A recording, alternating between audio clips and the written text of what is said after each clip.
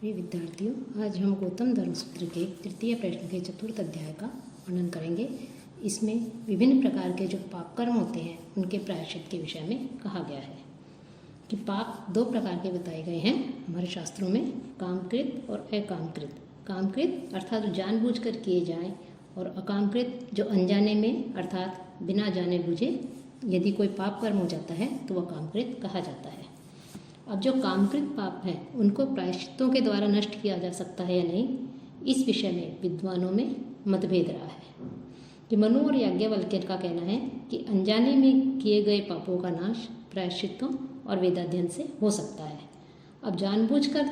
जो पाप किए गए हैं उनके लिए भी प्रायश्चित के विषय में कहा गया है। महर्षि गौतम और वशिष्ठ का कहना है कि दुष्ट जो कृत्य हैं उन दुष्कृत्यों के लिए प्रायश्चित नहीं करने चाहिए, क्योंकि उनका नाश होता है। अर्थात जो बुरे कर्म है, पाप कर्म है, उनका फल का उपभोग करने पर ही,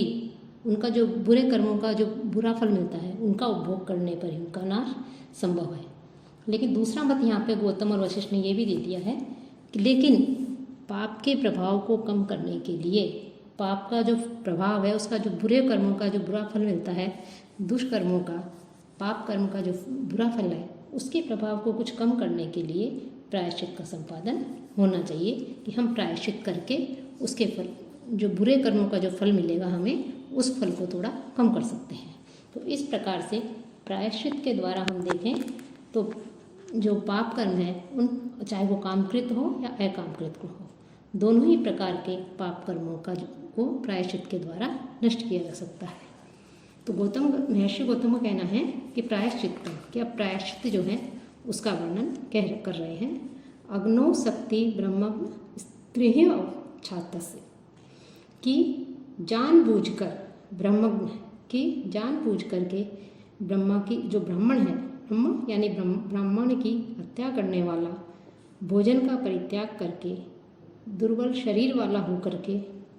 जब भोजन का परित्याग कर देगा तो अपने आप ही जो है वो कृशकाय हो जाएगा। कि भक्त त्यागे कि भोजन का परित्याग कर देने पर कृशकाय होकर के, दुर्बल शरीर वाला होकर के 3 बार अग्नों की जो अग्नि है उसमें शक्ति, उस अग्नि का जो है संग करे, अर्थात अग्नि में कूदे। कि जिसने जानबूझकर जो ब्रह्म हत्या की है, ब्राह्मण की हत्या की है, ऐसा करने पर जो हत्या करने वाला है उसका प्रायश्चित बताया है कि वो जो है भोजन आदि का परित्याग कर दे और कृशकाय शरीर वाला होकर के 3 बार अग्नि में कूदे, और ऐसा करने पर उसे जो है फिर वो पवित्र मान लिया जाता है। तो इस प्रकार से उसके लिए ये प्रायश्चित बताया गया है कि यदि 3 बार गिरने पर भी, अग्नि में कूदने पर भी 3 बार यदि वो जीवित बच जाता है तो वो उससे वो पवित्र हो जाता है, शुद्ध हो जाता है। लक्ष्यम वा स्याद अंजे शस्त्रव्रता कि लक्ष्यम वा स्याद जन्य कि वह क्या करे, युद्ध में जो योद्धा रत हैं उन योद्धाओं का क्या करे, शस्त्र कि उनके जो शस्त्र आदि हैं उनका लक्ष्य बन करके प्रायश्चित करे। शस्त्र लक्ष्यम, उनके शस्त्रों का लक्ष्य बन करके प्रायश्चित करे। तो शस्त्रव्रताम की जो योद्धा आदि हैं उनके जो शस्त्र आदि हैं, जो बाण आदि हैं, उन बाणों का वो लक्ष्य बने और उनका लक्ष्य बन करके जो है वो प्रायश्चित करें कि वो उनके ऊपर बाण छोड़े, और यदि वो बाण उस पापी व्यक्ति जो है उन बाणों के लगने से मृत्यु को प्राप्त हो जाता है या जीवित बच जाता है तो वो शुद्ध मान लिया जाता है। साथ ही साथ खट्वांग कपाल पाणिर्वा 12 संवत्सरा ब्रह्मचारी भिक्षाए ग्रामम प्रविशेत कर्मा आचक्षण है। अथवा कह रहे हैं कि क्या कर, या तो इस अग्नि में कूदे, और या जो वीर पुरुष है, जो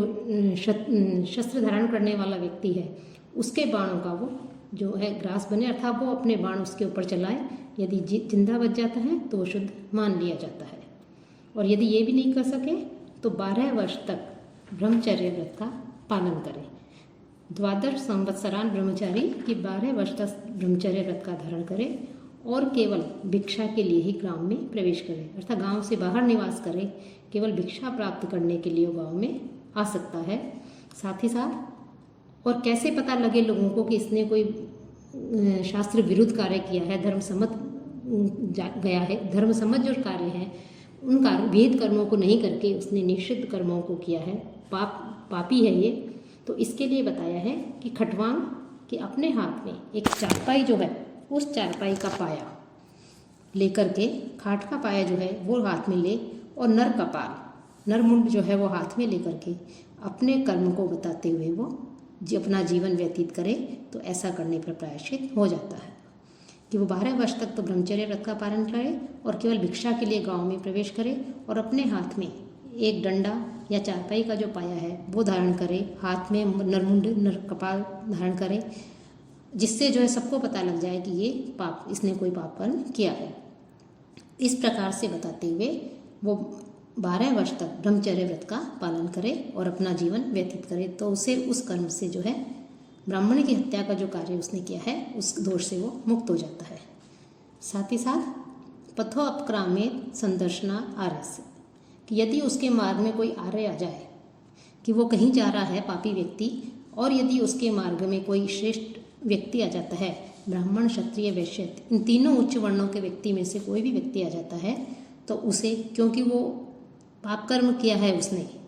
वो पापी है, तो अपनी छाया भी उनके ऊपर नहीं पड़ने दे, वो उनके मार्ग से दूर हट जाए। साथ ही साथ दिन में खड़े रहकर और रात्रि में बैठकर,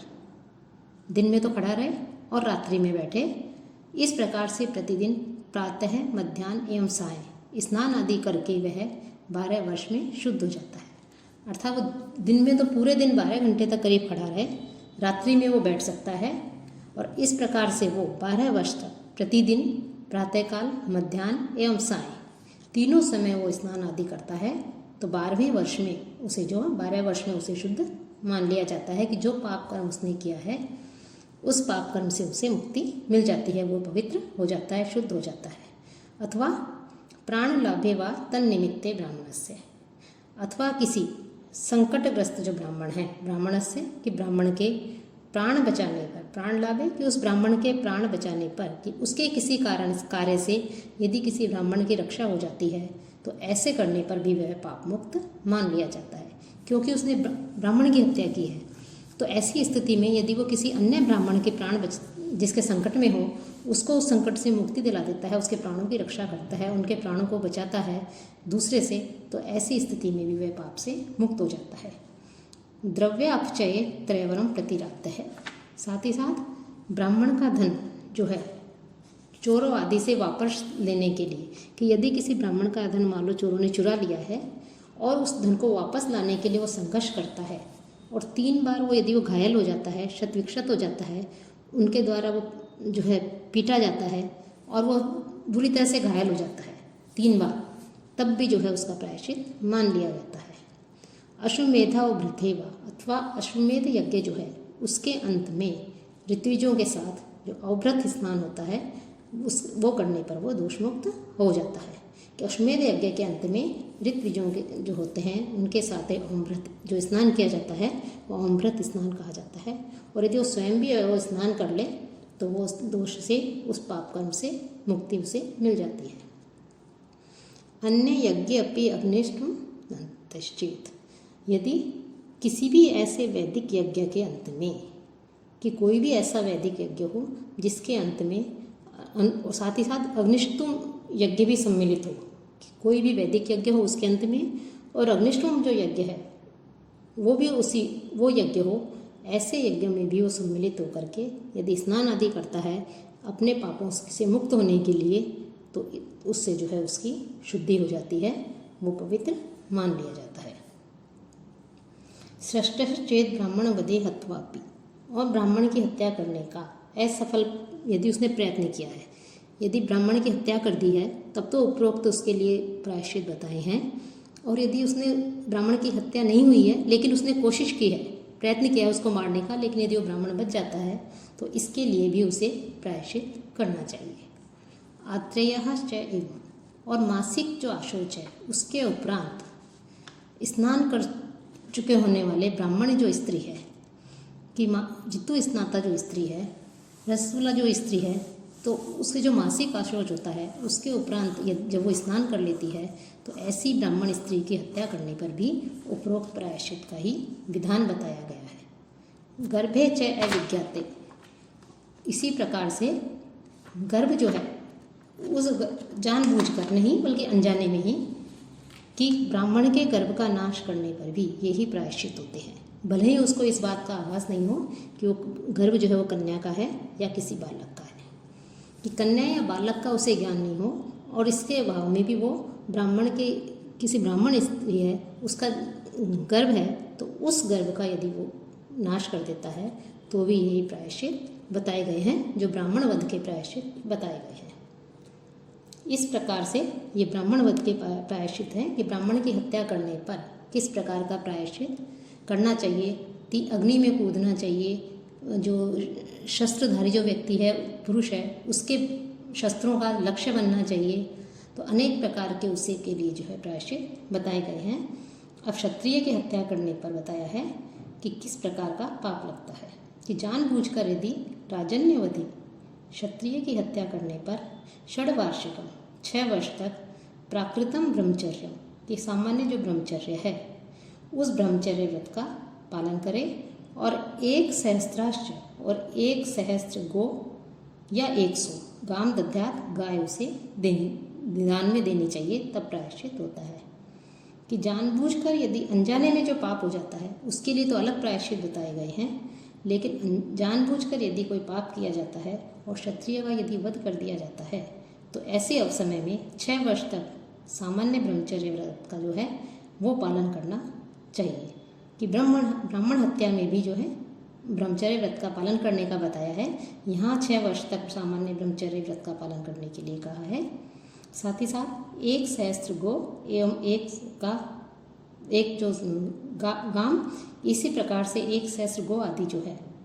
गोदान का महत्व यहाँ बताया गया है कि उसका जो है दान देना चाहिए, तब जो है उससे मुक्ति मिलती है, उसका प्रायश्चित होता है। एक तो ऋषभ या 1 सहस्त्र गाय या 1 ऋषभ, इसका दान करने पर प्रायश्चित होता है। वैश्य के वध में की हत्या करने पर कितना प्रायश्चित होता है। वैश्य तु त्रैमासिकम, कि वैश्य की हत्या करने पर जो प्रायश्चित बताए गए हैं उपरोक्त ब्राह्मण वध में वो 3 वर्ष तक करने चाहिए। साथ ही साथ एक तो ऋषभ अथवा 1 सांड या 100 गाय, इनका जो है दान करना चाहिए। कि 100 गाय, 1 सहस्त्र गाय तो क्षत्रिय के वध के लिए बताया है और वैश्य के वध के लिए 100 गाय और 1 सांड के दान का विधान बताया गया है, तब वो वैश्य का वध करने वाला व्यक्ति उस पाप से मुक्त हो जाता है। अन्य वर्ण का जो व्यक्ति है उस निम्न वर्ण का, उसकी हत्या करने पर उपयुक्त जो प्रायश्चित है वह शूद्रम संवत्सरम ऋषभ एकादशाश्च गावृद्ध्यात्, कि इसकी हत्या क्रूर की हत्या करने पर जो प्रायश्चित है वो वही ब्रह्मचर्य व्रत का पालन आदि 1 वर्ष तक करना चाहिए, 10 गाय और 1 सांड का दान देना चाहिए। तो यहाँ सबसे अधिक जो है हम देख रहे हैं कि चाहे कोई भी शास्त्र हो, उन सभी शास्त्रों में सबसे अधिक दंड का विधान ब्राह्मण के लिए कहा गया है, क्योंकि ब्राह्मण ही धर्म की रक्षा करने वाला है, उसने ज्ञान प्राप्त किया है, वेद आदि का अध्ययन आदि किया है, इसलिए उसे सबसे अधिक इस बात से को जानता है वो कि क्या धर्म सम्मत है, क्या अधर्म के कार्य हैं, कौन सा विहित कर्म है, कौन सा निषिद्ध कर्म है। तो ब्राह्मण जो है उसके इसीलिए, और ब्राह्मण का जो है उसी के ऊपर समाज का भार निहित रहता है। तो ब्राह्मण की हत्या करने पर जितना पाप कहा गया है उससे कुछ कम क्षत्रिय की हत्या के लिए कहा गया है, वैश्य के उससे कम और शूद्र वर्ण की हत्या करने पर उससे थोड़ा कम प्रायश्चित बताया गया है। और यदि ब्राह्मण भी इस तरह के कार्य करता है तो उसके लिए भी हम धर्मशास्त्रीय ग्रंथों में देखेंगे तो ब्राह्मण के लिए भी सबसे अधिक दंड की व्यवस्था की गई है, क्योंकि वो शास्त्रों को जानने वाला है। यदि वो ही नियमों को भंग करने लगेगा, नियमों को तोड़ने लगेगा, पाप कर्म में संलग्न होगा तो धर्म की रक्षा कैसे होगी, इसलिए उसे भी जो है दंडित करने का विधान बताया गया है। गाम च वैश्य, कि गाय की हत्या करने पर भी जो वैश्य की हत्या के लिए प्रायश्चित बताया है वो ही होता है। इसी प्रकार 19वें जो सूत्र है, इस सूत्र से और इसके आगे के सूत्रों में भी बताया है, जो जीव होते हैं, नेवला है, कौवा है, इन सब का वध करने पर भी वैश्य के समान प्रायश्चित होता है। बिना अस्थि वाले 1 सहस्त्र जीवों का वध करने पर, 1 बैल के बोझ के बराबर बिना अस्थि वाले जीवों की हत्या करने पर, अथवा अस्थि वाले हड्डियों वाला जो शुद्ध प्राणी है उसकी हत्या के, जो तुच्छ प्राणी है उसकी हत्या के प्रायश्चित के रूप में कुछ वस्तु का दान करने के लिए कहा गया है। तो ये जो जीव जंतु हैं इनमें किसकी हत्या के लिए तो वैश्य के बराबर प्रायश्चित के लिए कहा गया है, और कुछ में वैश्य वध के बराबर और कुछ में जो है दान आदि देने के लिए कहा गया है। साथ ही साथ जो नपुंसक है उसकी हत्या करने पर 1 पुरुष के बोझ के बराबर पुआल और 1 मांस पर शीशे के दान की व्यवस्था की गई है। साथ ही साथ वराह, सर्प और जो अन्य प्रकार के जो जीव हैं उनकी हत्या करने पर भी अलग अलग दान करने का विधान है, अलग अलग चीज़ों का। जैसे सूअर की हत्या करने पर 1 घड़े घी का दान करें, सर्प की हत्या करने पर लोहे की छड़ी का दान करें, इस प्रकार से प्रायश्चित होता है। और यदि किसी ब्रह्म बंधवा चलनायाम नील है, अब ये 26वें सूत्र में कह रहे हैं कि किसी ऐसी ब्रह्मचारिणी व्यभिचारिणी जो स्त्री है उसका वध कर दे जो नाम मात्र के लिए ब्राह्मणी हो, कर्म से ब्राह्मणी नहीं हो, व्यभिचारिणी हो लेकिन नाम के लिए जो है वो ब्राह्मणी हो, तो ऐसे अवध करने पर नील वृक्ष का दान करने पर उस दोष से मुक्त हो जाते हैं। और जो वैशी के किंचित और जो व्यभिचारिणी स्त्री गणिका है उसका वध करने पर कह रहे हैं गणिका का वध करने पर किसी प्रकार के प्रायश्चित की व्यवस्था नहीं की गई। और किसी ब्राह्मण की पत्नी अन्न या धन की प्राप्ति में यदि विघ्न बनते हैं तो 1 वर्ष का सामान्य प्रायश्चित कहा गया है। 2 परदारी, और यदि अपनी पत्नी के अलावा अन्य स्त्री के पास में यदि कोई व्यक्ति जाता है, अन्य स्त्री से यदि वो संबंध रखता है, पर स्त्री गमन करता है, तो उस पाप के लिए 2 वर्ष का ब्रह्मचर्य व्रत रखना चाहिए, तब उसका प्रायश्चित होता है। 3 श्रोत्रियस्य, और जो श्रोत्रिय है, वेदज्ञ विद्वान है, ब्राह्मण है, उसकी पत्नी का साथ में संभोग करने पर 3 वर्ष का ब्रह्मचर्य व्रत का प्रायश्चित बताया गया है। द्रव्य लाभे च उत्सर्ग है, पर स्त्री से यदि कोई द्रव्य पाने पर धन आदि उससे प्राप्त किया जाता है तो उसका त्याग उसे कर देना चाहिए। यथा स्थानम व गम्येत, या जहाँ से उससे वो प्राप्त हुआ है धन वो उसे लौटा देना चाहिए। कि यदि उसे कोई धन मिलता है तो उस धन का उसे दूसरे का धन मिलता है तो उसका परित्याग कर देना चाहिए। साथ ही साथ ये जो पापी जो लोग हैं, इन पापी लोगों के लिए वैदिक मंत्रों का प्रतिषिद्ध मंत्र योगे सहस्त्र वाक्यश्चेत, यदि ऐसे लोगों के लिए वैदिक मंत्रों का प्रयोग करें जिनके लिए उनका प्रयोग वर्जित हो, अर्थात जिनके लिए वैदिक मंत्रों का प्रयोग करना निषिद्ध बताया गया है, प्रयोग क्या सुनना भी निषिद्ध बताया गया है, यदि उनके लिए वैदिक मंत्रों का प्रयोग किया जाता है तो उस प्रयुक्त मंत्रों में और जो मंत्र का प्रयोग किया गया है उस मंत्र में यदि 1 सहस्त्र शब्द हो तो 1 वर्ष तक ब्रह्मचर्य व्रत करने से, ब्रह्मचर्य व्रत का पालन करने से पाप से मुक्ति होती है। अर्थात जो निम्न जाति के लोग हैं, पतित है, चांडाल है, इस प्रकार के जो बताए गए हैं निम्न, ऐसे लोगों के लिए यदि वो वैदिक मंत्रों का कोई प्रयोग करता है तो उन मंत्रों में